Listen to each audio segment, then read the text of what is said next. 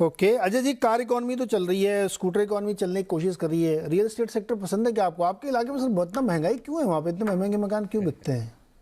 गुरुग्राम में ऐसा क्या है? देखिए, अब आएंगे तो आपको दिखाएंगे गुरुग्राम में क्या है। आप आइए तो, और देखेंगे आप, और आप भी खरीद लेंगे। देखिए, यू नो इतना, देखिए हम तो अब कहते हैं कि इक्विटी में इतने साल रहे, इतना एनालिसिस करेंगे तो पैरालिसिस हो जाएगा। हाँ, आप एफएमसीजी की बात करते हैं, आप देखेंगे कि उसी इंडस्ट्री के अंदर में जहां पे एफएमसीजी में डिमांड कम हुआ, उसी इंडस्ट्री में दो प्लेयर ऐसे थे जिन्होंने स्पेक्टेकुलर रिटर्न दिया इस साल में। वरुण बेवरेजेस ले लीजिए और आप आईटीसी को ले लीजिए। तो हर इंडस्ट्री के अंदर में अब सबका प्ले वही है, वैल्यूएशन का। जो महंगे स्टॉक थे नेस्ले का, उसका पिछले 65 दिन में 4% रिटर्न आया। जो सस्ता स्टॉक था आईटीसी, उसका 78% रिटर्न आया। तो मेरा यही कहना है कि इतने सारी मैक्रो चीजों को अगर हम कोशिश करेंगे सिमुलेट करने की, तो शायद एनालिसिस पैरालिसिस में रह जाएंगे। सोच ये है, कंपनी ठीक है, लेवरेज है कि नहीं है, ग्रोथ थोड़ी आ रही है, और उसमें वैल्यूएशन पे आप अच्छा जाएंगे अंदर, तो आपका आई थिंक मुनाफा होगा। हर चीज को प्रेडिक्ट करना बड़ा मुश्किल है। आप अगर कंपनी में कम वैल्यूएशन पे एंट्री करेंगे तो खराब माहौल में भी आपको प्रॉफिट मिलेगा, जो आपको आईटीसी और वरुण बेवरेज दिखाते हैं।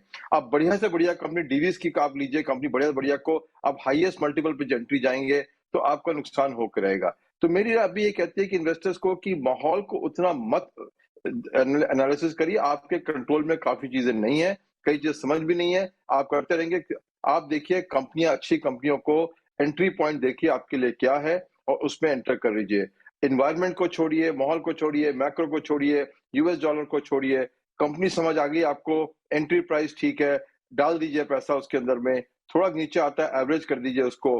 बट अगर आप एनवायरनमेंट को एनालिसिस करते रहेंगे तो शायद फिर हमको फिर इकोनॉमिस्ट बनना पड़ेगा, जो सिर्फ इकोनॉमी पे करते हैं और इन्वेस्टमेंट नहीं करते हैं। बहुत जोरदार बात बताइए सर। बताइए ना, जब फिर सबसे इस समय जो पढ़ाई करा जाए तो सबसे सस्ता वाला सेक्टर कौन सा है? देखिए, आज की तारीख में कमोडिटी से सस्ता सेक्टर कोई भी नहीं है। हाँ, और वो एक सेक्टर ऐसा है जो मोनोपोली में बैठा हुआ है, उसको कोई नई माइन खोलने के लिए 10 साल लगते हैं। आपको अगर कोई भी वर्ल्ड की इकोनॉमी ग्रो करेगी तो उसको कॉपर चाहिए, एल्यूमिनियम चाहिए, आयरन ओर चाहिए, चाहिए ही होगा। और कंपनियां ग्लोबली वही 5 कंपनियां हैं। तो आप ऑयल में देख लीजिए, आपने क्या रिटर्न आई है, स्पेक्टेकुलर। कमोडिटी कंपनी में आंख बंद करके सबकी वैल्यूएशन पीस 10 से नीचे है, 5 से नीचे है। इससे सस्ती कंपनी आपको कहां मिलेंगी जहां पे मोनोपोली स्टेटस? हमारे हिसाब से आज भी कमोडिटी सेक्टर बेस्ट सेक्टर है इन्वेस्टमेंट के लिए। और जितने दाम गिरते हैं आप लीजिए उसको, सुपर साइकिल में ये वो रिटर्न देके जाएंगे कि आपको याद रहेगा। और ये सिक्योर्ड है काफी हद तक। अब डीलेवरेज हो चुकी कंपनियां, डिविडेंड काफी एग्रेसिव है इन लोग का। और नौकरी इंडियन कंपनी, आप ग्लोबली देखेंगे कमोडिटी कंपनी काफी चीप है और डिविडेंड है। सेक्टर एक है जहां पे हम आज भी डालेंगे पैसा, वो कमोडिटीज। अगर इकोनॉमी चलेंगी तो आपको उनके मेटल चाहिए ही होंगे आपको।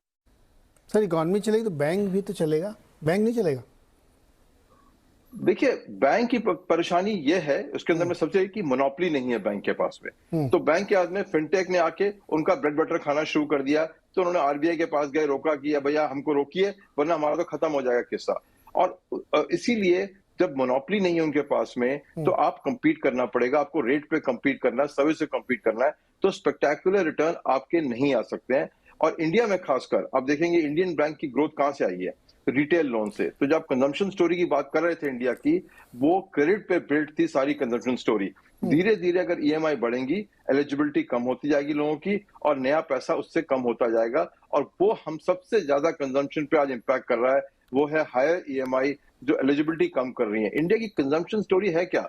रिटेल लोन की स्टोरी है। और रिटेल लोन के दाम बढ़ गए हैं और उनकी एलिजिबिलिटी कम हो गई है। तो उसको स्टोरी को बदलने के लिए रेट कम होना पड़ेगा, या इकोनॉमी को बहुत जबरदस्त ग्रो करना पड़ेगा। बहुत मुश्किल है। तो बैंक तो मेरे हिसाब से लास्ट हमारी कैटेगरी में आते हैं कि इंडस्ट्रियल कंपनी, केपेक्स कंपनी को इंडिया में किससे ज्यादा प्रॉफिट होगा? केपेक्स कंपनी को होगा। अगर गवर्नमेंट 10 लाख करोड़ खर्चेगी, उनको फर्क नहीं पड़ता कि आप गुड़गांव में खर्चे या कियोंझार में खर्चे, उनको उतना ही पैसा मिलेगा।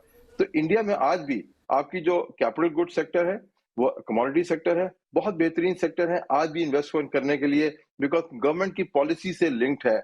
आप कंजम्पशन में जाएंगे तो फिर आपको वैल्यूएशन देखना पड़ेगा कि आपका एंट्री पॉइंट क्या है।